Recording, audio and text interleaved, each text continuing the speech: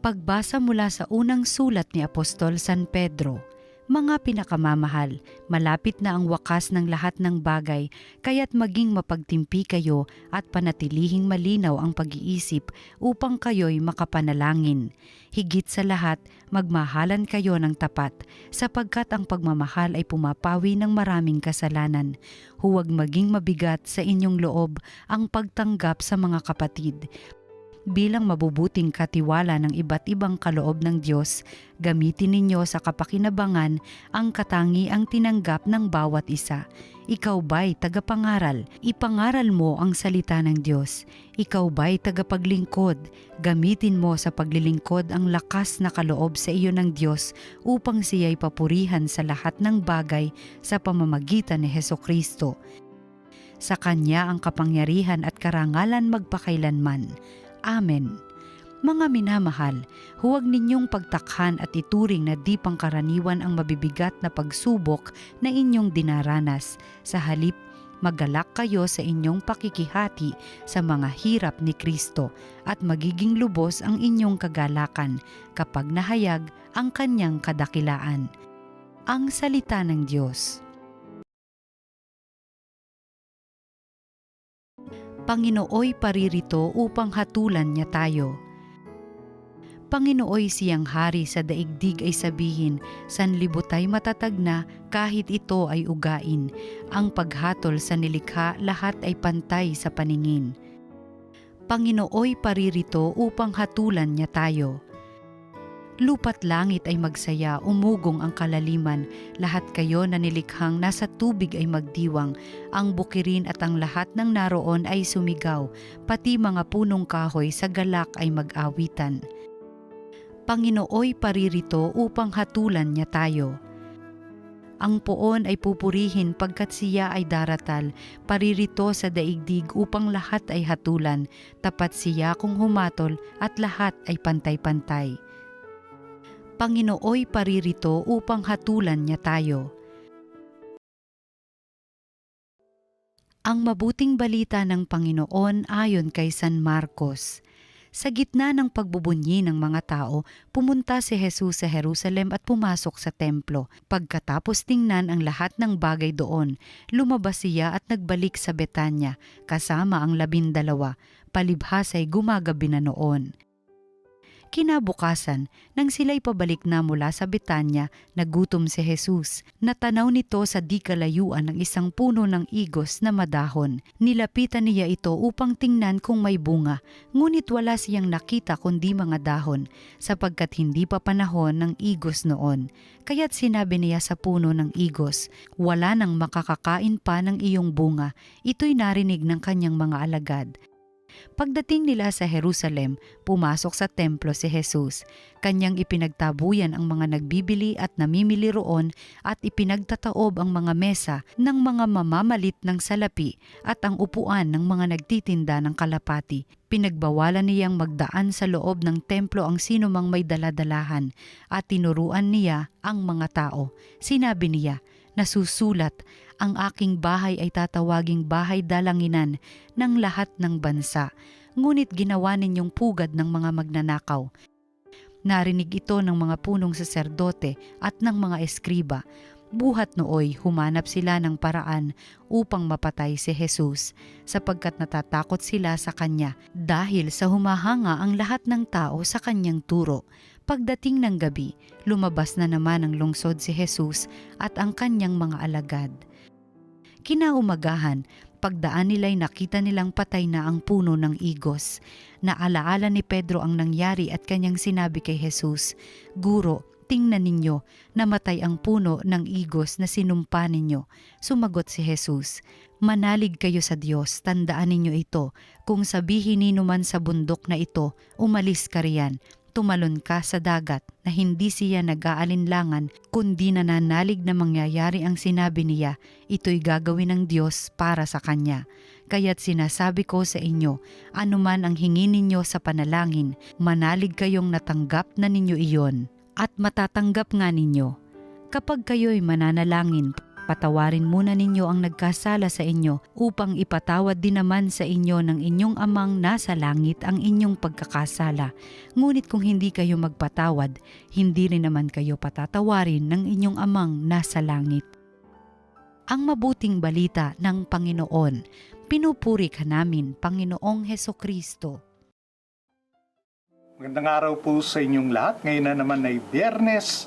Narito tayo sa ating programa, Salita ng Diyos, Salita ng Buhay. At ang ating liturya ngayon sa ika-8 linggo sa karaniwang panahon ay tungkol din sa kung paano dinadalisay ng Panginoon sa kanyang kabutihang loob ang nilalaman ng ating puso. At hindi ito nanggagaling sa sariling sikap lang natin o kagalingan.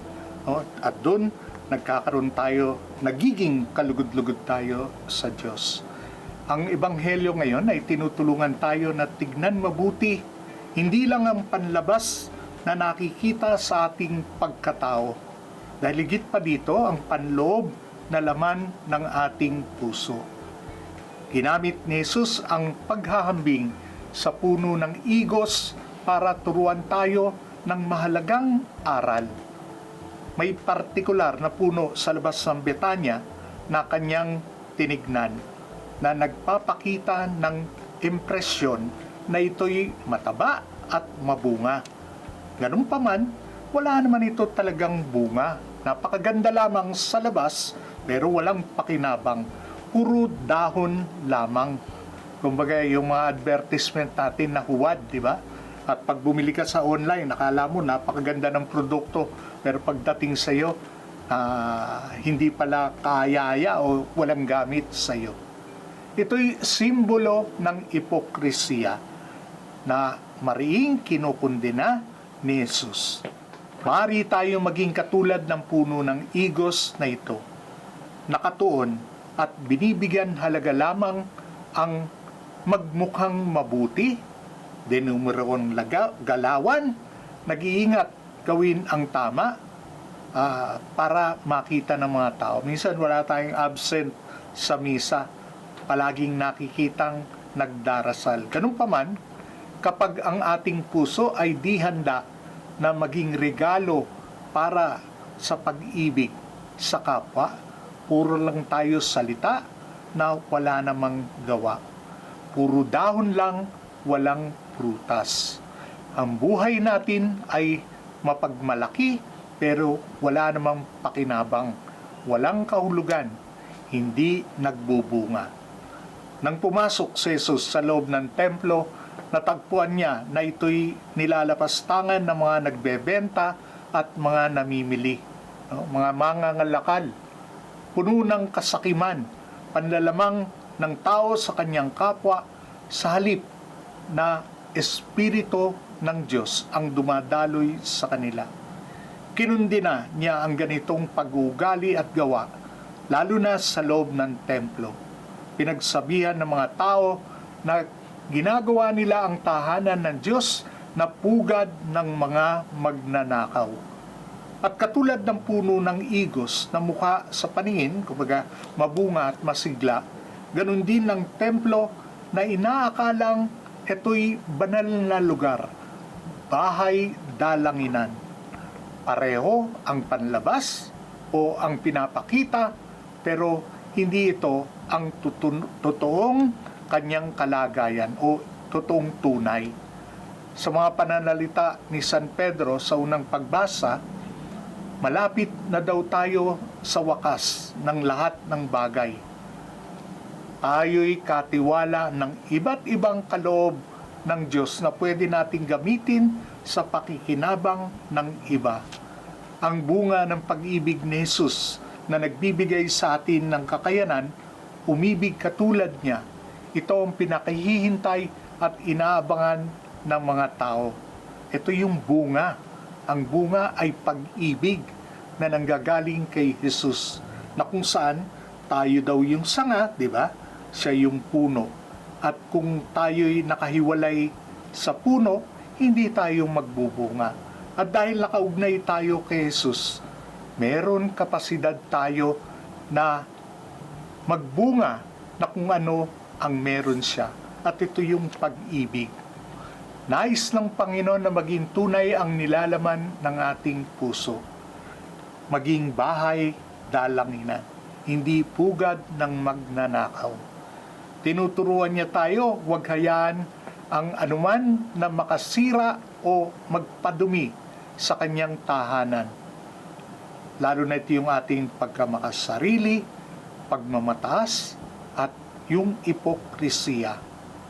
Gabundok man ang ating kasalanan, ay pwede itong itaboy o paalisin at tumalon sa dagat sa kapangyarihan ng habag ng Panginoon. Dahil sa tiwala at pananalig natin sa Kanya, hindi sa husay at sariling sikap magpakitang gilas na ang puso natin ay nagbabago at nagkakaroon ng kapasidad magbunga ng hitik at matamis na prutas para sa kaharian ng Diyos. Maraming salamat po sa inyong lahat at ngayon tayo'y mananalangin. Sa ngalan ng Ama, Anak, ng Espiritu Santo. Panginoon naming Diyos, sa iyo na mismo nanggagaling anumang hingin namin sa panalangin ng may pananalig ay iyong pagkakaloob. Turuan mo kaming magpatawad katulad ng pagpapatawad mo sa amin. Mahal naming Ina na Maria, Templo ng Espiritu Santo, hayaan mo ang Espiritu ng Diyos ang magpadalisay ng aming puso, maging katulad ng iyong anak na si Jesus.